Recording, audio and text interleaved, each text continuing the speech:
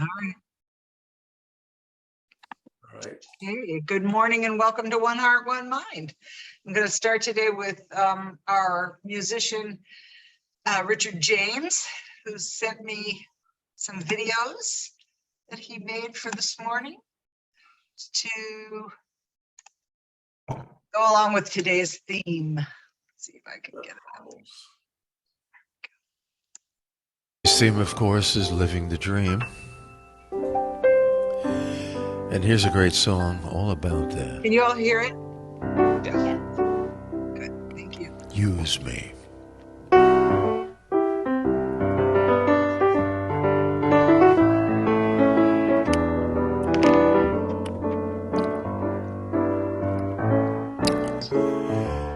Use me, oh God, I stand for you. And here I'll abide as you show me all that I must do.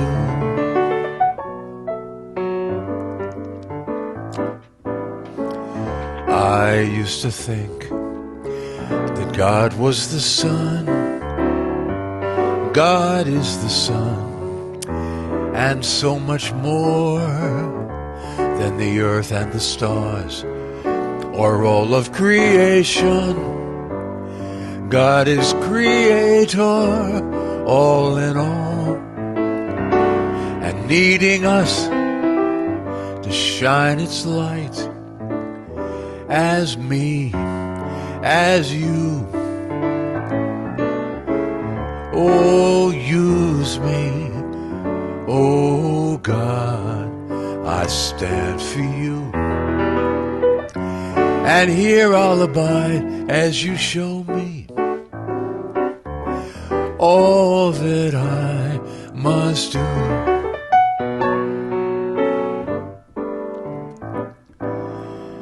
Oh, command my hands, what must they do?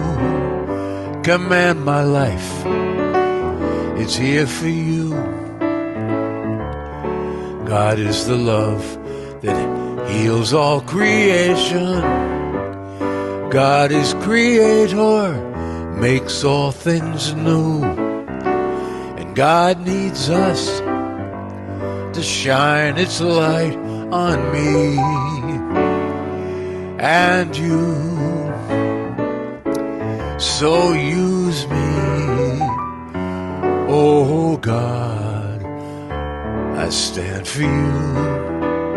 And here I'll abide as you show me all that I must do. Show me all that I must do. Show me all that I must do.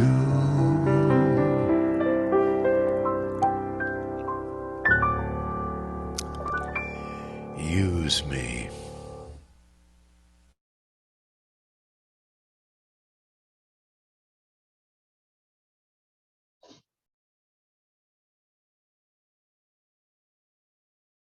All right. Richard's video is almost more clear as a video than he is when he's in person. It was really very well done. So we'll thank Richard from afar. And this morning, our practitioner of the day is Robert Brown. Robert, do you want to tell everybody what's up with you, or would you like to do that later? Well, since you raised the subject, I guess might as well get it over with.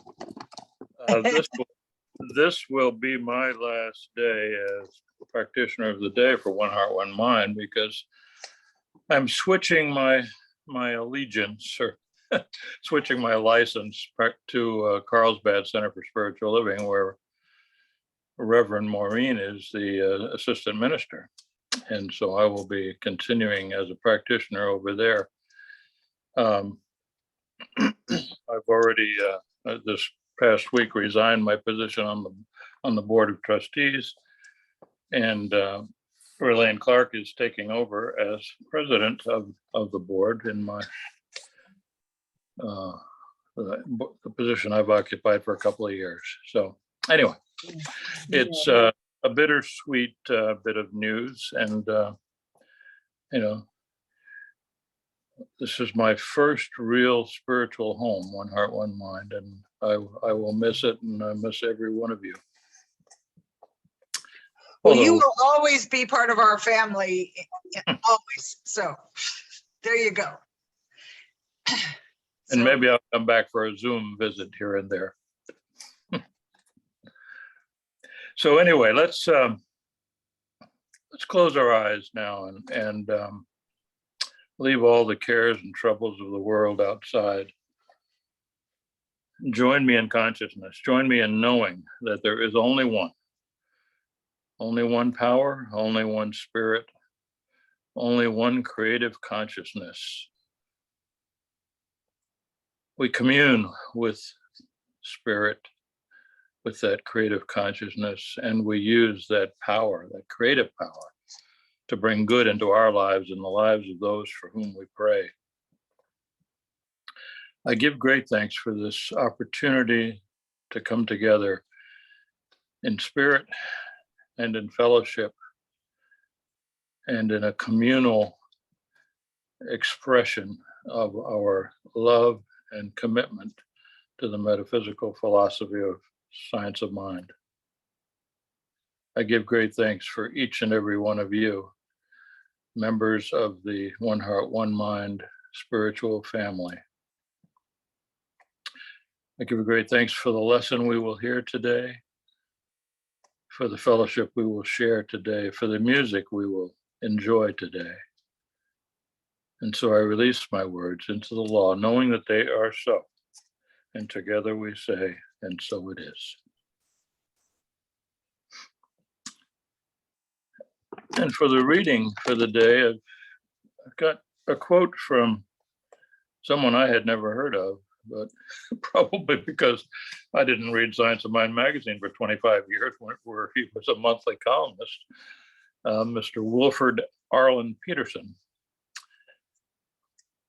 He said, "Walk with the dreamers, the believers, the courageous, the cheerful, the planners, the doers, the successful people with their heads in the clouds and their feet on the ground. Let their spirit ignite a fire within you to leave this world better than when you found it." And today marks the start of a sort of a new way of having the practitioner of the day present things. We will continue to have readings, short and sweet and spiritual and applicable to our daily lives, but we'll also have the practitioners, say a little bit about that, what it means to them. And I spent 40 years as a lawyer. And during that time, during those 40 years, there were times when although I was very proud of my profession, I was very proud to be a lawyer, I sometimes felt like I wasn't contributing anything useful to the world. I wasn't building a building, I wasn't building a bridge, I wasn't creating the great American novel. It seemed sometimes when I was feeling low that I just wasn't doing much. But when I look back on those years, I realized that what I did accomplish was I touched the lives of many of the clients whom I represented. And I actually have some physical proof of that, because I've got a couple of letters stashed away somewhere that people sent me. One in particular, I represented one of the Bay Area city's police department in a civil rights lawsuit in federal court. And it was a pretty ridiculous lawsuit, and I eventually got it dismissed without going much further. But I got an extremely thoughtful and and warm letter from the chief of police of that city, and expressing how all too often the police interaction with lawyers is not a pleasant one. It's more adversarial than anything else, but that I changed in some small way, that's my interpretation, the impression that the police officers had of lawyers, because I treated them with respect and courtesy and, represented them well. And he greatly appreciated that and felt like he needed to make a record of it. And I was, extremely grateful for that, because it allowed me to see that I was in fact doing something. I was in fact leaving the world a little bit better than when I came into it. And it makes me feel very good, very grateful, and full of joy. So let's go on to the reading, or the affirmation of the month.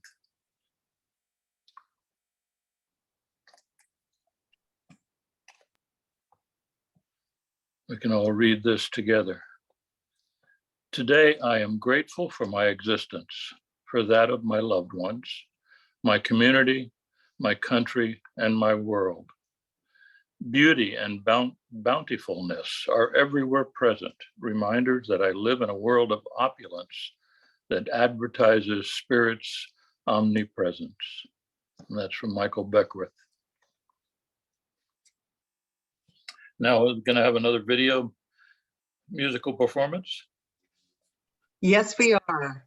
I'm gonna do a little maneuvering here and I'll get that up for us. Hang on just a second. As long as I get the right one here. I think this is it. Oh, that's the wrong one. Hang on. All right, that's the right one. It's a little dance when I have to do the videos. All right, here we go. Called Inner Peace, which here's a song I wrote called Inner Peace, which in a very real and intimate way for me is kind of like my expression of going within, connecting. And as you do that, you are more able to live the dream. You're connecting to yourself, your inner self. Okay.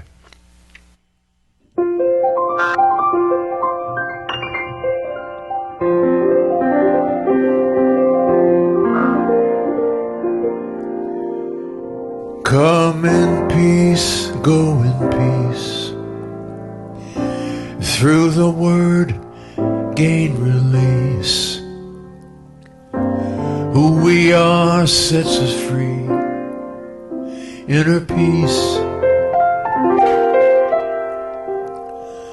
Satisfy true desire. Connecting to our inner fire. Share the word and inspire. Be in peace. Wisdom comes to us. As we gain, we trust. As we give, so must we receive. Where is it written that we'll always fight? As we learn to love, we'll do what is right. Gaining poise, real concern. Shedding noise, we discern. Share the word as we learn with such ease. Come in peace, go in peace. Through the word, true release. Breathlessly guarantees inner peace.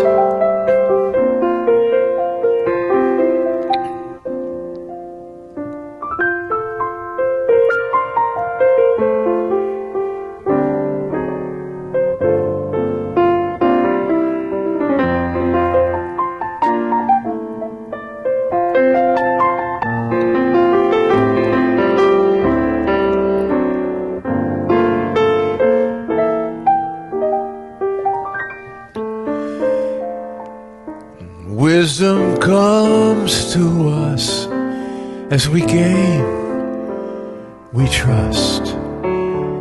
As we give, so must we receive.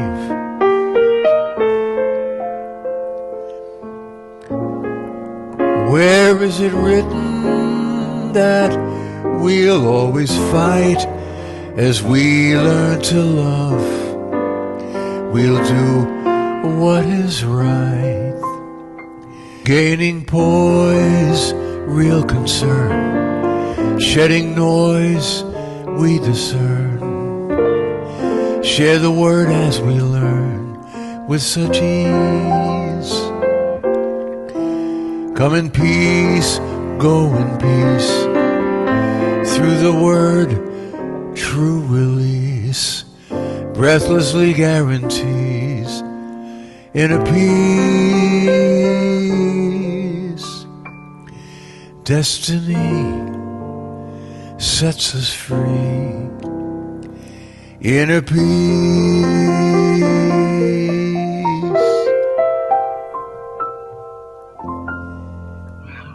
Inner peace.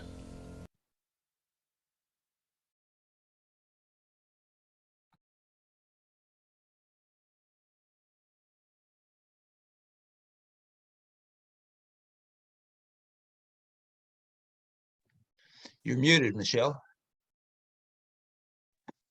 Well, I guess I'll have to say what I said all over again.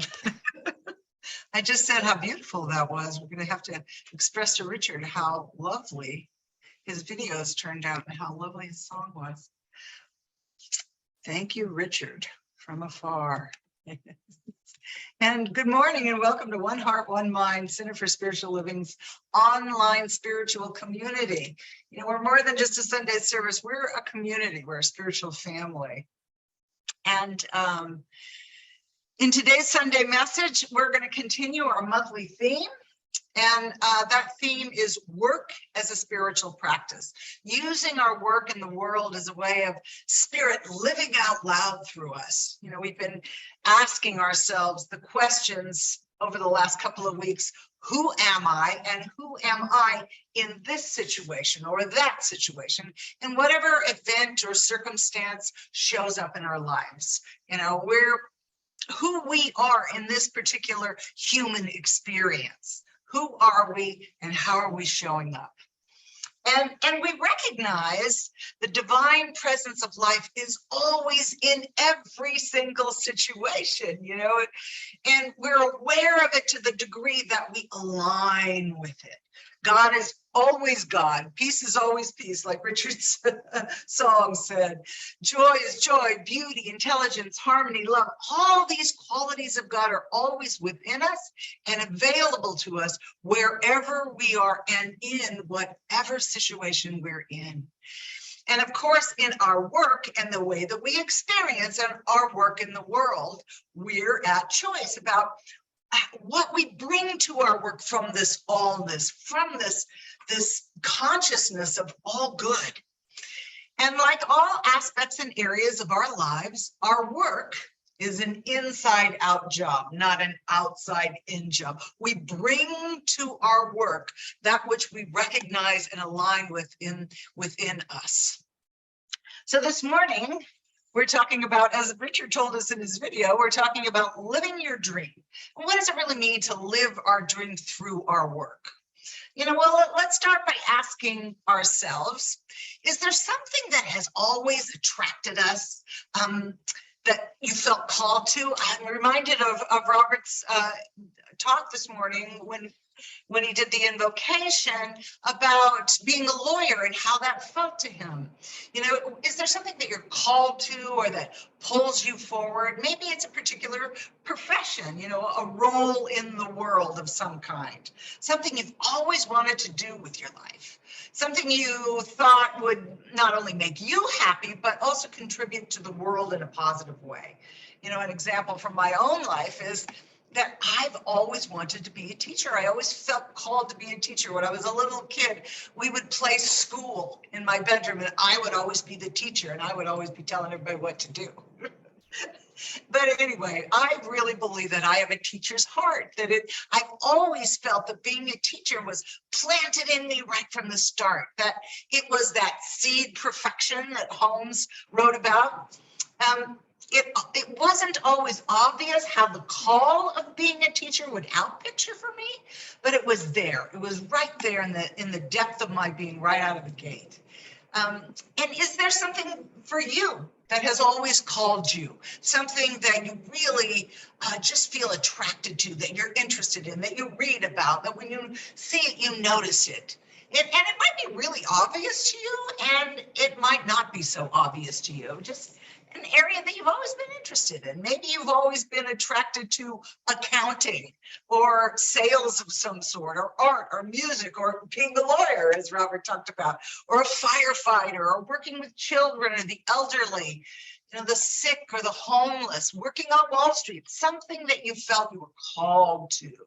You know, there's been a lot of research done on how we can find and get our dream job. There are literally thousands of books on the subject. We can find all kinds of things to read about it. But I think the best place to start is to look deep within our hearts, to look within. What does your heart call you to? You know, and it's never too late to listen to what your heart is calling to you, to that soul call. Here's what I'm supposed to be doing. You know, there's a wonderful metaphor for this kind of call of the heart. You know how when you're out in the cold and your fingers and your toes are the first to feel the effects of the cold? It's because your extremities are the furthest away from that warm, blood pumping heart. And if you're out in the cold and you want to warm up, what do? You move them around and you wiggle them, you blow some warm air on them, and the movement gets the blood flowing again. And that's the same principle that can be applied in our everyday lives, to our careers, our relationships, businesses, to our dreams, to living our dreams. If things in our lives get cold, it's because they're the furthest away from our hearts. And it's time to clear out all the noise and the nonsense in our life and refocus on what matters to us. It's a call to keep what we do in our lives close to our hearts, making sure that our actions are aligned with what our heart calls us to get the warm blood of our heart flowing into every area of our life, into our relationships, our careers. And this morning we're talking about our work in the world and whatever that looks like for us individually. When things in our lives get cold, it's a call to move them around until they're warmed up by the passion in our hearts, and to feel them with the call of our hearts, our dreams. You know, what are you passionate about? What makes you happy? What do you enjoy? And as we know, everything in our lives is constantly changing. It's always going to change. We change. And this same thing, this call of our heart, is going to change as we change. Our dreams take on different forms. As our founder, Ernest Holmes, told us, nature will not let us stay in one place for too long. I believe the quote goes, just long enough so that we can gather the necessary experience, something like that, or for the unfolding and the advancement of our soul. And our dreams take on many different forms, many different faces as we unfold and advance. Just like me, being a teacher has showed up in so many different ways in my life. As a parent and a grandparent, as an elementary school teacher, as a practitioner, as a minister, being a teacher has taken on many different roles and many different faces and ways of being in the world. And I'm so grateful that the dream of being a teacher has taken me in so many different directions and given me so many wonderful experiences. And I'm still experiencing new and fresh ways of being a teacher. Even today, I'm forever asking myself, what shall I do next? What shall I teach next? What am I called to be? And how am I called to express it? So you might be saying right about now, well, that's all well and good, but how do I find the work of my heart at this point in my life? Because I know that many people in our congregation are retired or at least have retirement on the horizon. And for us older folks, it's beneficial to think of our work not just as a way to financially support ourselves, but in the Buddhist concept of right livelihood. The term right livelihood originates with Buddhist teaching of the Eightfold Path, which you may be familiar with. The Buddha, in his wisdom, made right livelihood one of the steps to enlightenment. Right livelihood calls us to engage in an occupation that not only earns us a living, but also creates greater happiness and wisdom and well-being and relieves suffering in ourselves and others. The Buddha taught that if we don't place importance on our work in the world, we'll fail to give work its true dimension, to give it its due.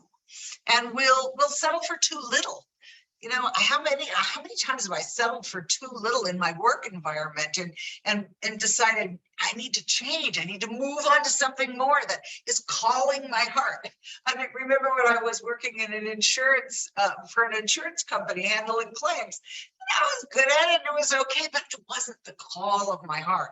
And it was right about that time that I went to got my teaching credential because I knew that was the call for me. And that brought out the love in me and the Eightfold Path and right livelihood. Buddha taught that responsible work is an embodiment of love, and that love should always lead the way in our work and the way we show up in the world. And as human beings, we're fed by giving and being in service to others, giving and receiving, bringing meaning and purpose to our lives and to others.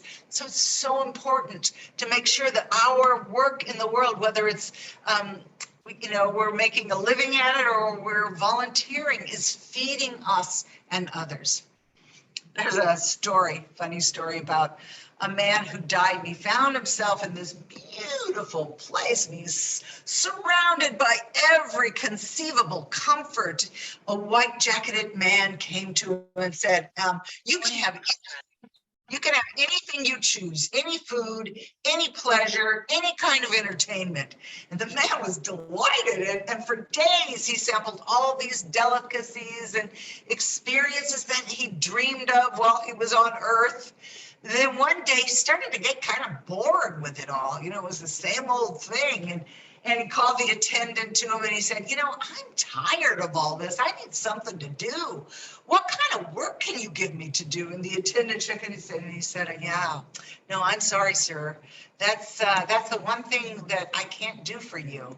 There is no work here for you to do. And the man replied, well, that's just great. I might as well be in hell. To which the attendant replied, sir, where do you think you are? So work and service brings us the fulfillment. It brings meaning and purpose and joy to our lives when we are led by love, when we're in alignment with that call of our heart.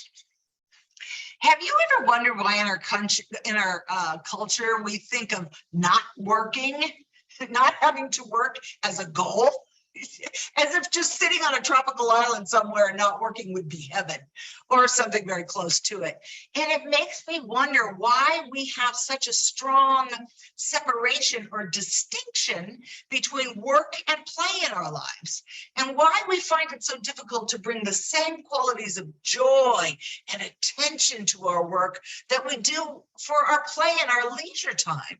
And I can't help wonder what we miss out by thinking of work as a chore and something we really don't want to do. I was having a conversation with one of my sons a while ago, and he asked me, "Hey, Mom, are you ever going to retire?" To which I responded, "Why would I retire? I love my work, and my work brings me meaning and purpose, brings joy into my life." And I think if we could bring that feeling of play and enjoyment and the gift of giving into our work, no matter what it is, even in our dailiness, just in volunteering or supporting others in some way, that it fulfills our lives in ways that we can't even imagine. Caring about our work, liking it, or even loving it makes work much more meaningful than just making a living. And I really believe that work is a noble undertaking. It's a noble undertaking that, to the degree that we spiritualize it. Whenever I think of spiritualizing everything, I think of that song by Peter Mayer, that everything is holy now. Everything is as holy as we make it. When we see through the lens and the eyes of divinity into whatever is in our experience, in our present moment, then it's God. We're bringing God forward. When we see our work as a sacred calling, whatever it is, or just our life, just being present. There's a man named Henry Giles, and he wrote, you're probably familiar with this. Well, actually, this is a different book. Never mind, I got off track. He wrote a book about work, and he wrote that there is no work so menial that you cannot exalt it. There is no work so impassive that you cannot breathe your soul into it. There's no work so dull that one may not enliven it with our own being. And that's what we do when we bring our heart into our work, when we bring our love into our work. We enliven it. We enliven our own lives. We enliven the lives of others. Like any other area of our lives, our work is an expression of the divine in our human experience. And there is no place and there is no area that isn't sacred, unless we don't see it as sacred. And we're called to see everything as an expression of the divine. When I think about my work as an elementary school teacher, I can't help but think of the times that I had some angry parent call me about something their child told them that I said or did, which may or may not have been true and certainly taken out of context, or the times that I had to work 3 12-hour days because we were having parent-teacher conferences, or the times that I had to call a parent because their child wouldn't start bullying another student, or I could go on and on, you get the picture.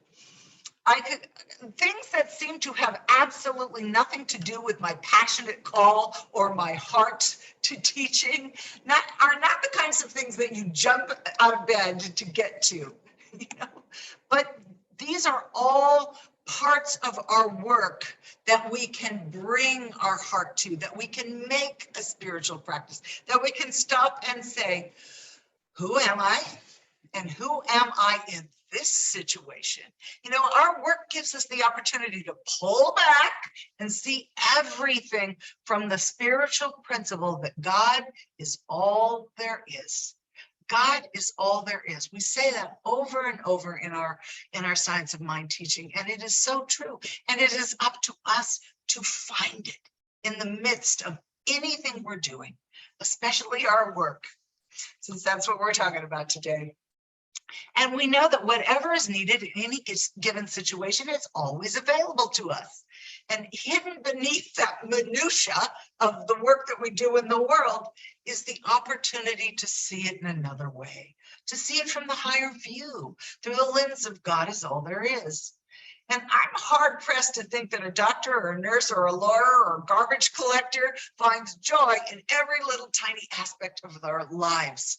But there is always, within all of these little things that we may not really want to do, an opportunity presented in every aspect of our work.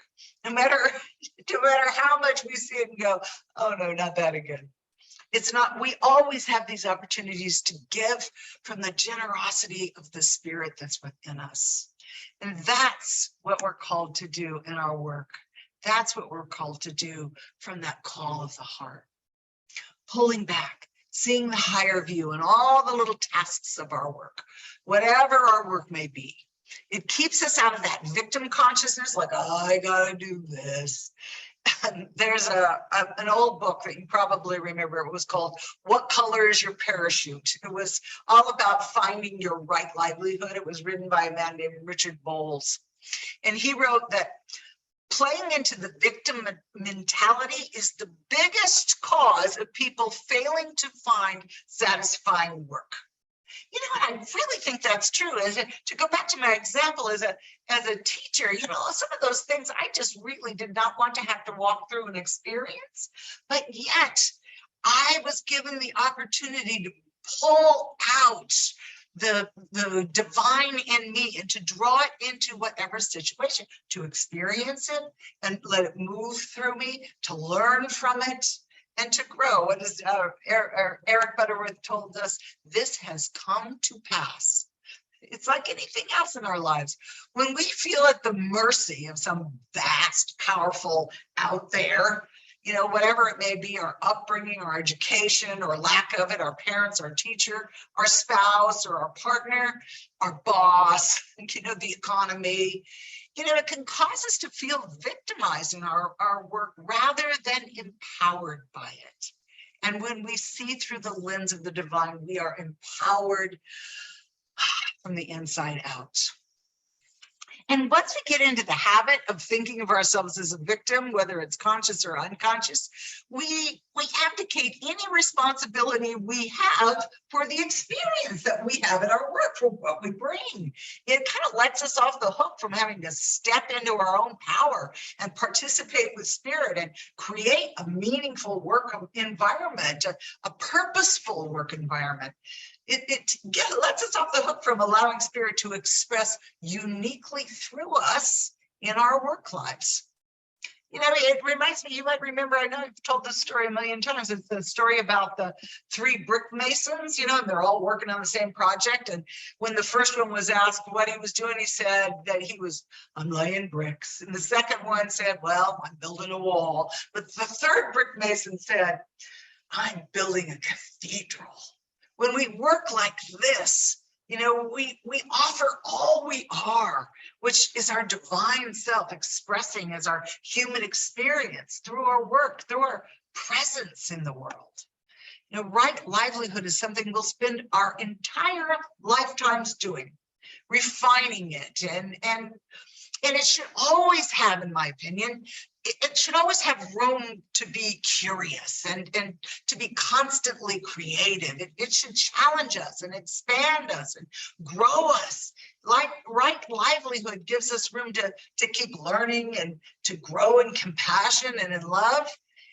And it can be something that serves both us and the community. I'll go back to that example that Robert gave.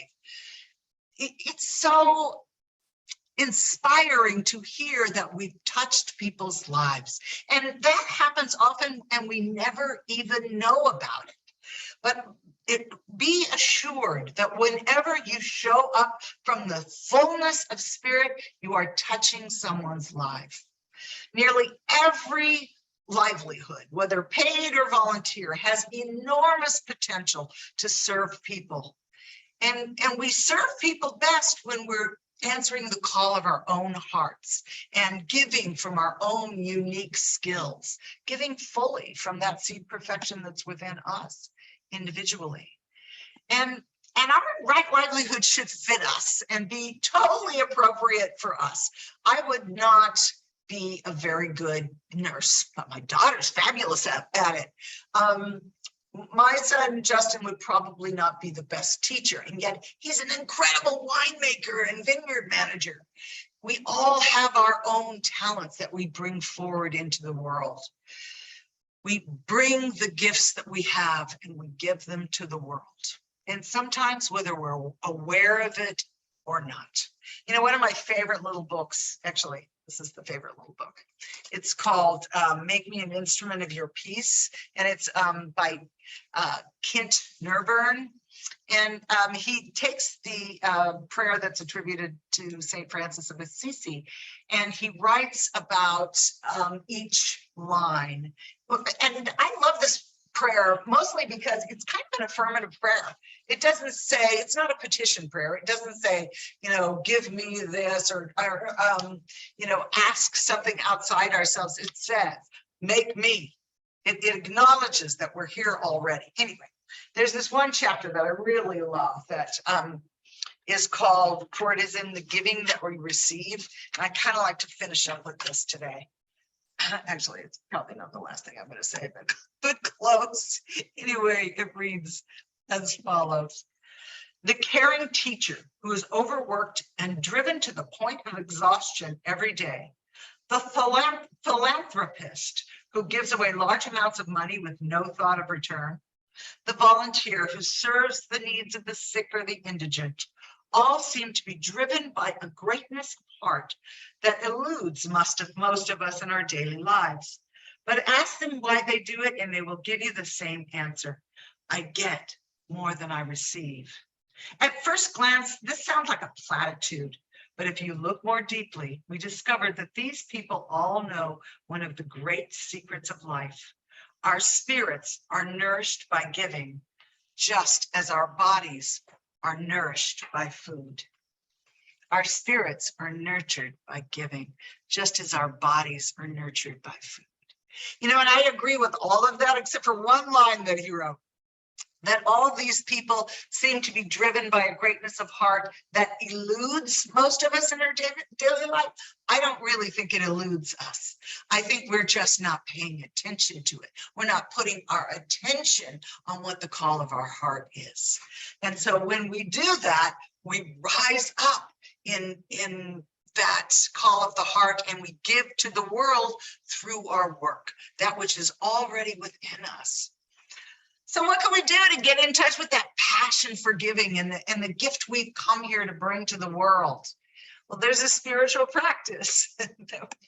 And wouldn't you know, there's always a spiritual practice that we can do, and it's called visioning. I kind of did a little brief version of that in our morning meditation this morning. And it's a practice that's similar to meditation, but rather than just connecting to the space of consciousness, of conscious union with God or spirit, it's a practice where we consciously ask questions and listen to the wisdom that comes forward. Remember what I said at the beginning of the morning's message, God is always God. Peace is always peace. Joy is always peace, or joy is always joy. Beauty is always beauty. Intelligence is always intelligence. Harmony, love, all the qualities of God are always within us and available to us, wherever we are, in whatever situation we're in. And we can tap into that and listen to that divine guidance. And we can do that through visioning. Not this Tuesday, but the following Tuesday, I'm going to begin a 4-week workshop on visioning. It's the 27th. It's free. It's fun, and I invite you to take that journey with me and with Relaine Clark. We're going to examine what visioning looks like and the purpose of it. So we all deserve to be happy, to be purposeful, and to feel our oneness with life through our work, through anything we do in life. And I believe that Spirit has placed on the heart of each and every one of us a call. Something we're born to give, something we're born to live. And each and every one of us has to uncover that unique gift for ourselves. Because, as the prayer says, it is in the giving that we receive. So this week, as you're walking through your life, you may already know what the call of your heart is. You may already know what your call in life is, but ask yourself, ask Spirit to show you what form it's going to take now at this point in your life as you move forward. So let's take a nice deep centering breath in. And let's pray together. I know that all there is God. All there is Spirit, the beautiful life that everything resides in. Everything is one with. Everything is a part of. I know that it is always in motion and moving and calling us to new, fresh ways of being, to love, to live, to give, to receive, to be in joy in every moment. And as we acknowledge our alignment, our oneness, our unity with that presence, I speak my word for and about every person that is here on this call and every person that is not, that there's an opening, there's a way, a cracking open, a welcoming of what is new and fresh for you and for each and every person who is alive on planet Earth. So I know that that goodness, that flow of life moves through all of us in new, fresh ways, and that we are delighted, and that it is easy and effortless and good. And just for this, I'm so grateful. I'm so grateful for the opportunity to live the divine life through our humanity. I just give great thanks for this. I know that as I speak these words, they are already making their way into experience, into form, into our waking lives of being human. So I just relax in that. I know all is well. And together we say, and so it is. And so it is. I almost lost my voice.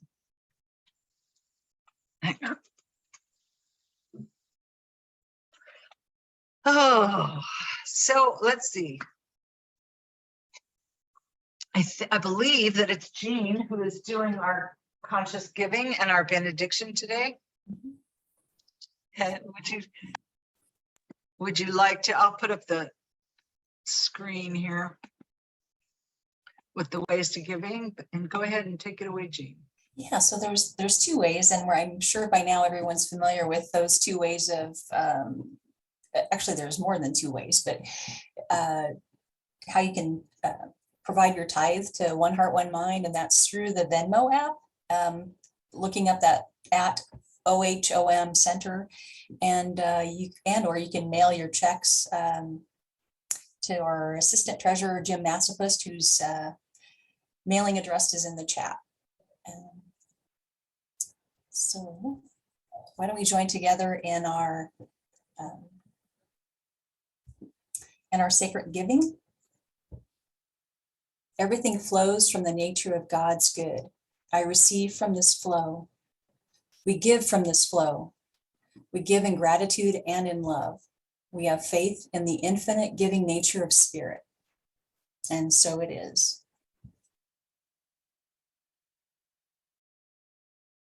So it is. Thank you, Jean. We'll come back to you for the benediction.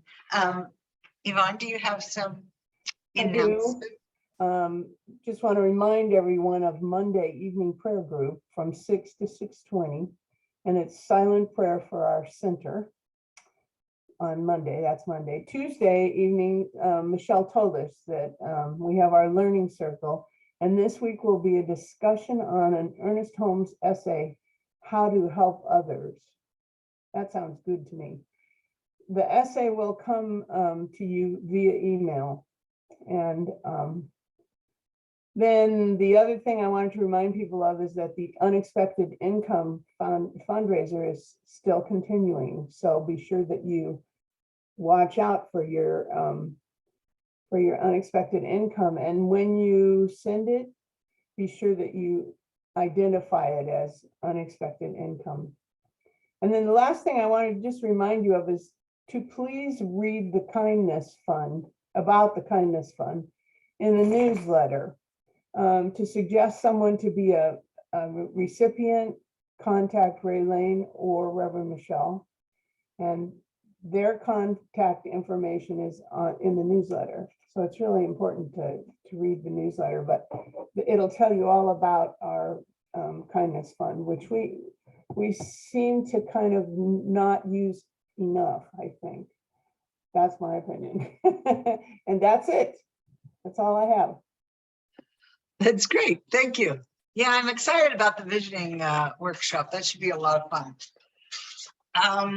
So I'm going to invite Jean to give us our benediction or our closing prayer. All right, great. Well, if everyone would join me in consciousness by closing your eyes or lowering your gaze, if that's comfortable. I'm so thankful for this one life force that expresses in and throughout all its creation, as me and as each and every one here. It is with gratitude and joy that I acknowledge that each one of us gets to live this precious gift of life, this life of good, this life of God. As we embark on this new yet to be created week ahead, I know that each and every one of us is both blessed and a true blessing. And I know too that Rev Michelle's eye surgery that's happening on Wednesday, Oh, thank you. divinely guided and through the power of wholeness and perfection. And I also acknowledge and I'm so grateful for his service and his contribution to One Heart, One Mind. And that's, of course, to our beloved Robert. And together we say, and so it is. So it is. Thank you so much, Jean. I just realized I wasn't muted. I'm sorry I interrupted you. All right, then we have more music from Richard. I'm gonna put the video up. Here we go. Here's a great song that has a lot to do with the topic of today as well. It's called I'm Stepping Out into a world of possibilities. All the things that can happen. Just we're living the dream.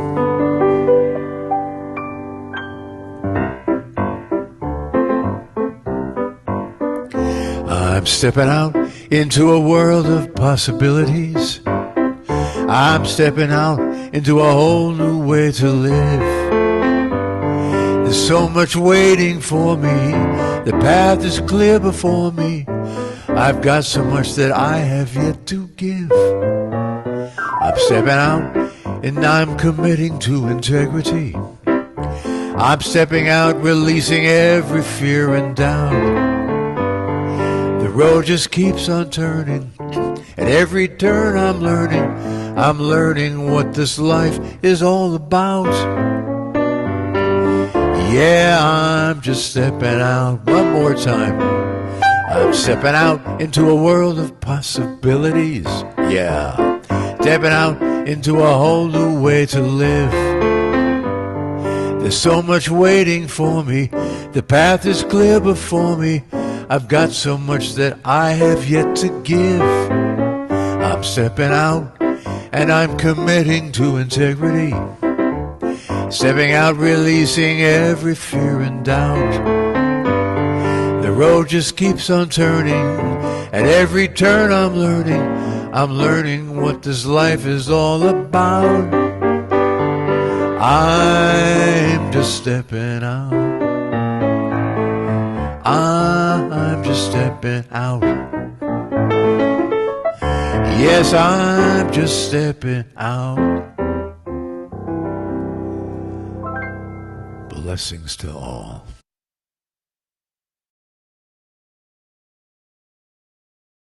Wow. That was wonderful. Thank you, Richard. All right, well, that's the end of our official service. And now I'll wait